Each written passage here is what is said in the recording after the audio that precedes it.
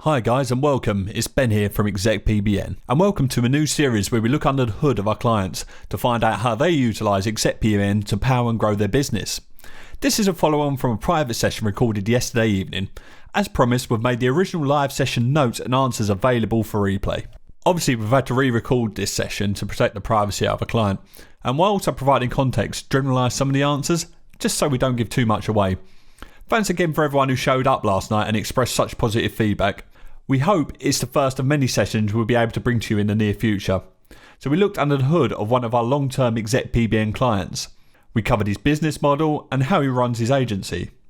We started off by looking at his background. He started in 2009 with a little bit of affiliate marketing and some freelance web design. He actually started creating his own PBN about 4 years ago, and then 3 years ago he discovered us by chance and has been a client ever since. We then took a look at his client base.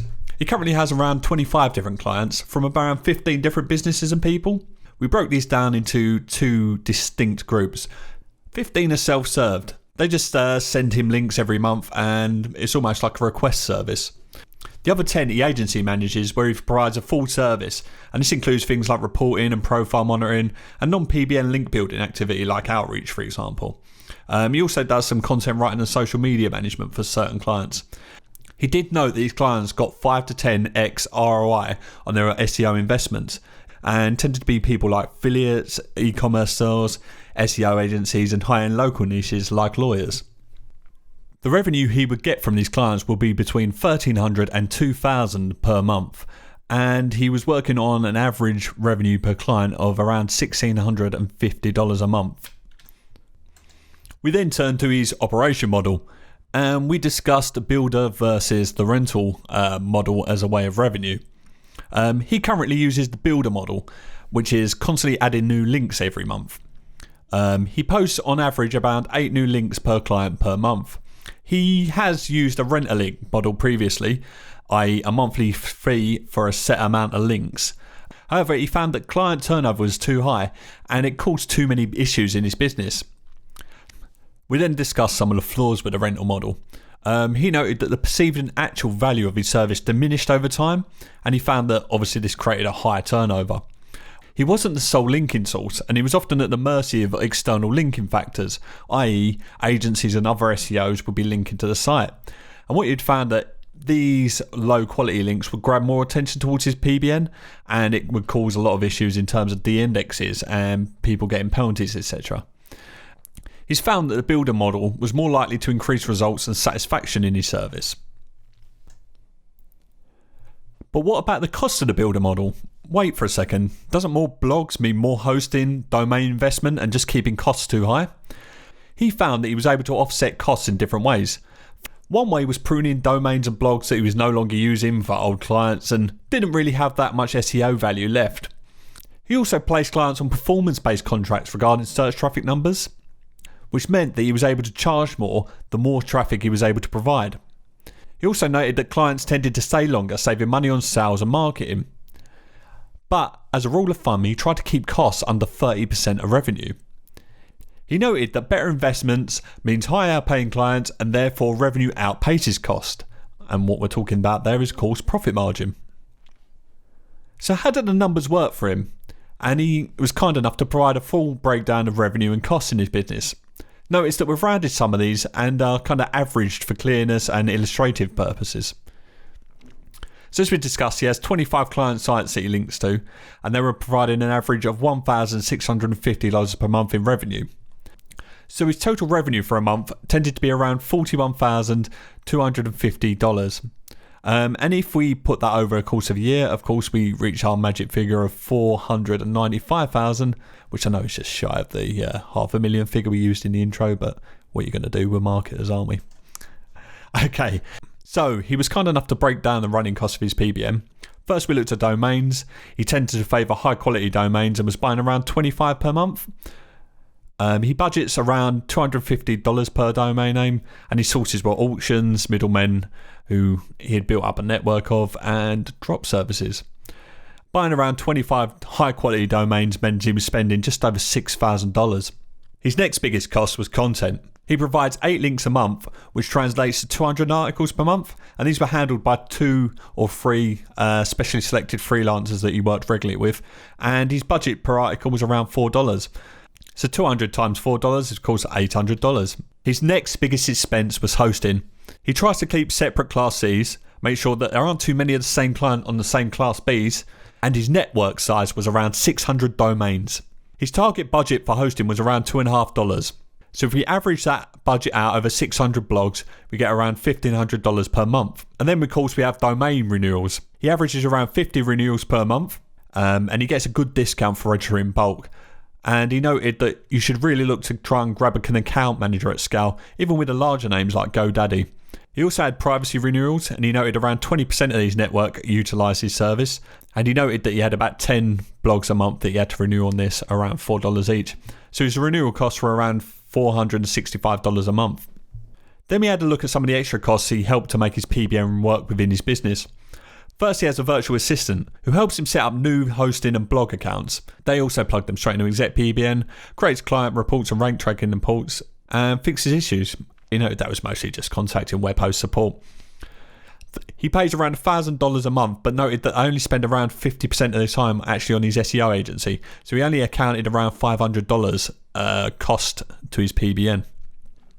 Also, being one of our older clients, he has a self-hosted solution when it comes to ExecPBN. We'd also built some custom interfaces to help with order automation. He did note that he'd be switching to our new cloud solution soon, and I boasted that it'd only taken him 20 minutes to set up. At the moment, he's paying around $2,000 a month for his custom solution, and by moving to the new cloud version, he would save himself around $1,400 a month. And I joked that we shouldn't have let him know about it. And then we got down to the key figure, which is his monthly profit. Discussing the costs that already covered, we noted that he was spending around $11,500 a month. However, his revenue was around $41,000, meaning a total profit just shy of $30,000 a month. And looking at the cost level, it was around 28% of revenue, and remember, he tries to keep it under 30. Next, we looked at some of his favourite benefits and some of the return on investment he had been able to achieve from ExecPBN. Firstly, he mentioned the dashboard. He emphasised how great it was having everything in one place.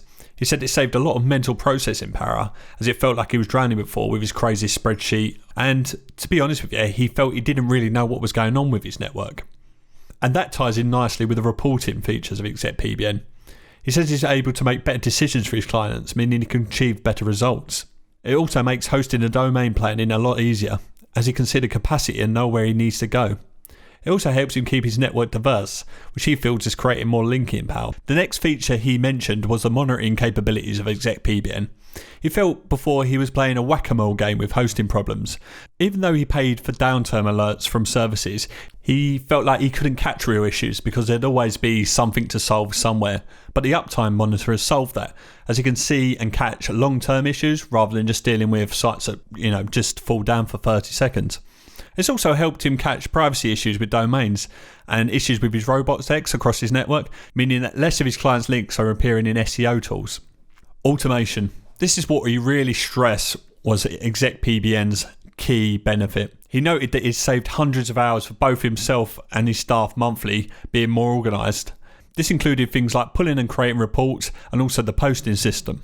The way he articulated what the posting system done for him was that he no longer had to gather and send all the details to writers every month. It was all automatically done within the system.